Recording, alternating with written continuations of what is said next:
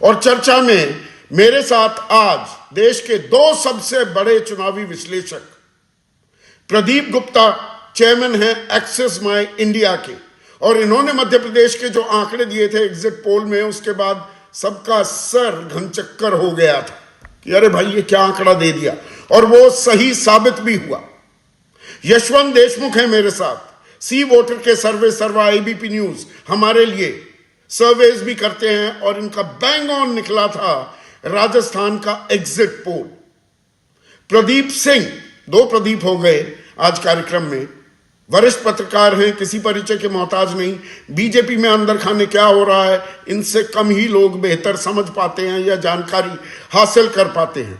जाने माने राजनीतिक विश्लेषक अभय दुबे मेरे साथ जुड़ चुके हैं, और अभी आपको सीधे लिए चलूंगा अपने सहयोगी अंकित गुप्ता के पास, रायपुर में मौजूद है। अंकित, पहले तो ये कहानी बताइए, नामों की चर्चा बड़ी हो रही थी, उसमें विष्णुदेव साय का नाम नहीं था, तो ये फैसला कैसे लिया गया? आज जेपी नड्डा की बात हुई थी, प्रभारी जो हैं छत्तीसगढ़ में बीजेपी के ओम माथुर से विधायक दल की बैठक हुई और सीधे नाम आ गया। कहानी क्या थी, कैसे हुआ ये फैसला?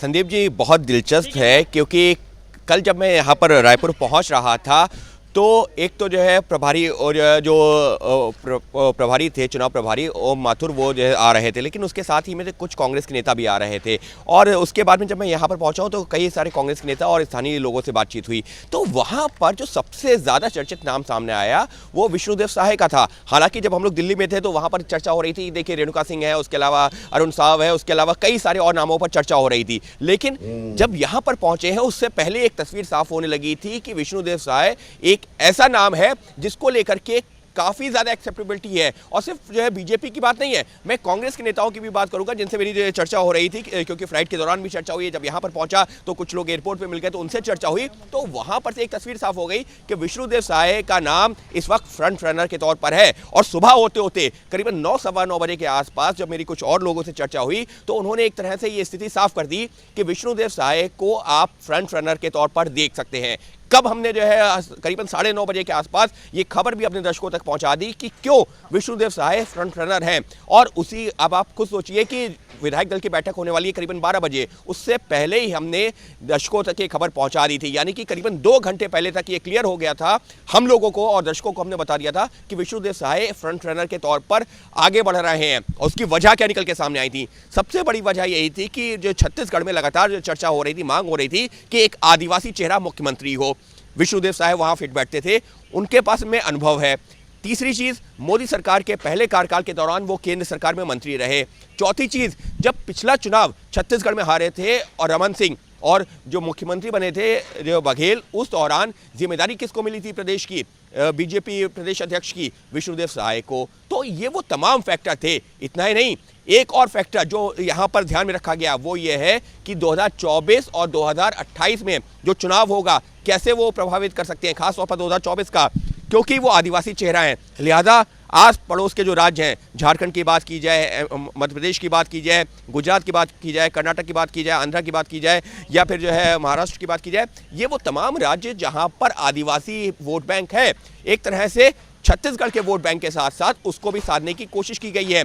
इसमें चर्चा एक और चल रही थी रेणुका सिंह के नाम की, लेकिन जब मैं यहाँ पर पहुँचा और मैंने कुछ लोगों से चर्चा की तो ये कहा गया कि देखिए, अगर वो आदिवासी समाज से आती हैं ठीक है, महिलाएं ठीक है, लेकिन बीजेपी सरकार में तो महामहिम जो राष्ट्रपति हैं वो भी तो उसी समाज से आती हैं, महिला हैं। तो एक संदेश जब ये दिया जा चुका है इस पैमाने पर, तो फिर यहाँ पर राज्य में वो संदेश दिया जाए वो कोई ज़रूरी नहीं है। और ये वो तमाम फैक्टर थे जो मुझे बताए गए थे, और उसके आधार पर सुबह करीब 9:30 बजे ही हमने अपने दर्शकों को बताया था कि किस तरह से विष्णुदेव साय इस रेस में सबसे आगे हैं, और 3:15 बजते बजते वो ऐलान भी हो गया। जी, तो एबीपी न्यूज की बिल्कुल इस खबर पर मोहर लगी। आदिवासी समाज से आते हैं, उसमें भी साहू तबका, उस साहू तबका जो कांग्रेस की तरफ जाता दिखा था, साहू और पटेल 2018 के चुनाव में, तो ये पोजीशनिंग तो ठीक है। और इसमें जो ये एक वीडियो वायरल हो रहा है सोशल मीडिया पर, जिसमें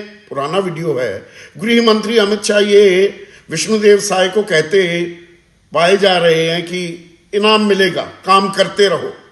तो यहां पर क्या हम यह भी माना जाए कि यह सीधा शीर्ष नेतृत्व ने उन्हें हैंडपिक किया है?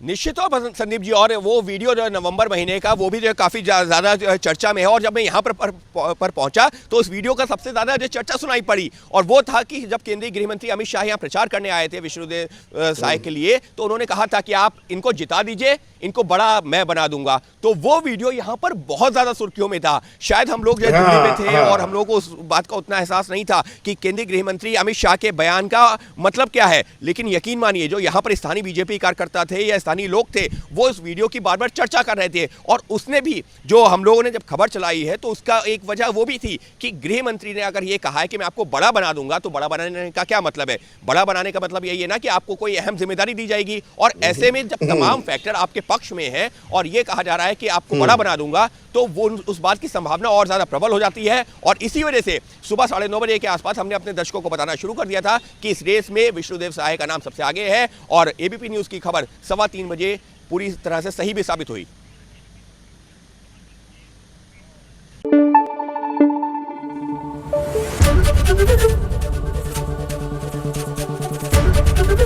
एबीपी न्यूज आपको रखे आगे।